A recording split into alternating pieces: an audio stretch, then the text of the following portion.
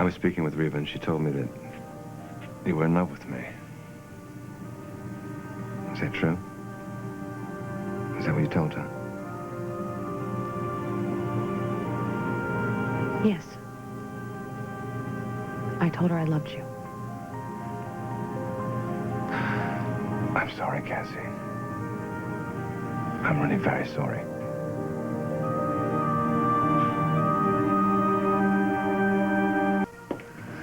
This is entirely my fault. I've put you in an impossible situation. I should have realized. Wait, let me finish. I didn't say I loved you. I said that's what I told Reva. Richard, I would have told her anything to get her to leave us alone. I should have known that she would do this. I'm sorry. I am so sorry about this. She did what any, caring sister would have done. Look, I understand our arrangement, okay? And I know that love isn't a part of it. I know that. Right, because, if that were the case, if either one of us were in love with the other, it'd cause a great deal of pain. I don't want that for you. I don't love you. Problem solved, all right? And you of all people would know if someone loved you or not. So into the discussion. We can go back to how everything was before Reva decided to stick her nose in. What? You just seem a bit anxious, that's all. I'm not anxious. This isn't anxiety, okay? I'm annoyed. I'm annoyed because Reva won't leave us alone. And you don't seem to believe me. It's not that. It's just I'm concerned, Cassie. I'm concerned for both of us. This is a contractual marriage we're entering into. We'll have responsibilities, obligations, duties. And love isn't a part of the deal. I know that, okay?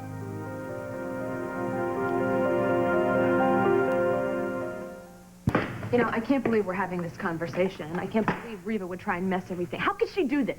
How could she do this? What?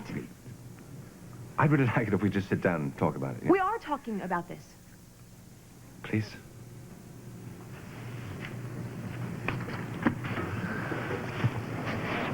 This is important business we're talking about. Yes, I know. That's why I'm surprised that you wouldn't know if someone was in love with you or not. Well, why would you be so surprised? Because you're royalty. Isn't this what you're trained to do, to be able to read people, to figure out your next move? Oh, perhaps in a business deal or something like that, but this is something a bit more complicated. And I don't have extrasensory perception or anything. Especially when it comes to women. I need to know, Cassie. I need to know exactly how you feel about me. I told you. I don't love you. Come on. What more would a man want from his fiancée, right? I'm sorry. I have put us in a very awkward position, haven't Richard, I know why you asked me to marry you, okay? I'm keeping up my end of the bargain. Right. It's just that the more I get to know you, Cassie, the more time I spend with you, Well, you're an incredible woman, and you have wonderful, beautiful children. The last thing I would ever want is to hurt you. I don't think I've given you any indication that I've loved you, have I? Because I was hoping, that I wasn't giving you the wrong impression. No, you haven't. No, I know that you don't love me. And I know that if I loved you, I would be setting myself up for a lifetime of misery. I know that. I couldn't bear that. I wouldn't want that for you. Well, thank you. Thank you for caring so much about my feelings, but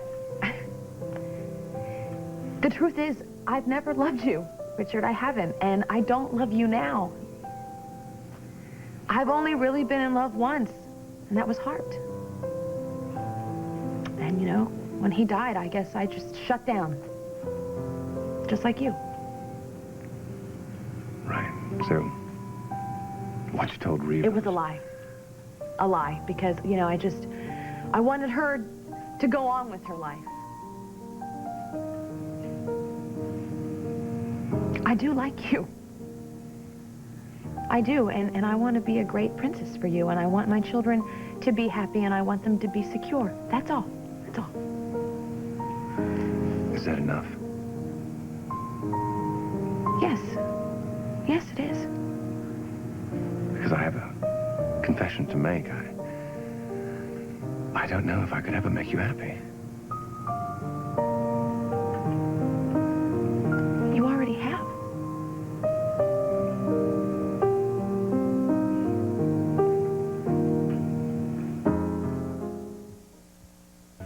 I've already made you happy.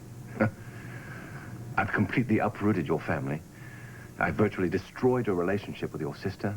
I've proposed marriage to you, not in the name of love, but for the sake of a deal, and I've made you happy. You really don't know me at all, do you? Do you know what it's like to not make a difference? I mean, you command something and it becomes law. You affect people's lives, for the better or for the worse, but still you make a difference. You do. I was abused by my father, by my foster father as a child. I was. Then I went from one family to another after that. And when I was 18, I met a guy, got married, and I had a little girl. And I didn't go to college. I went to work at a fast food restaurant so I could support her. And then came the worst day of my life. She was taken away from me. And it killed me. So I had to hire a lawyer that I couldn't afford to get her back. And because I couldn't afford him, I had to go work in a strip club to pay him.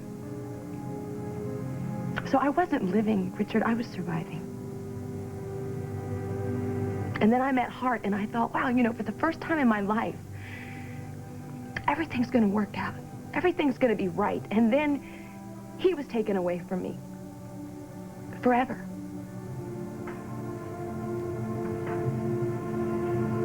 And then I met you. And you're giving me a chance to make a difference.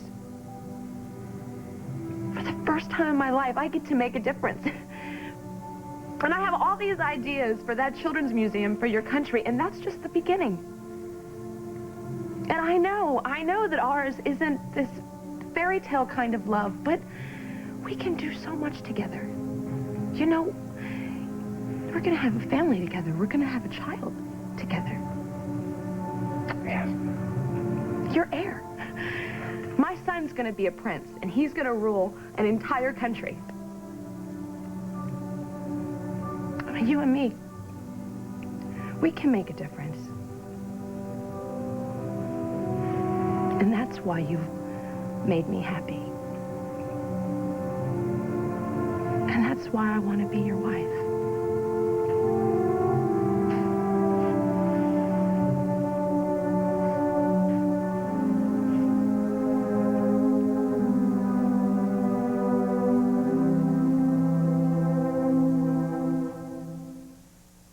We came back here so we could settle things with Reva, and you know, I think we've done that. So, I want to go back. I want to go back to San Cristobal. All right. We'll leave first thing in the morning. After all, we have a country to rebuild, right? Yeah. All right, I'll take care of all the arrangements. I'll take care of everything. Of course you will. Good night, Cassie. Good night.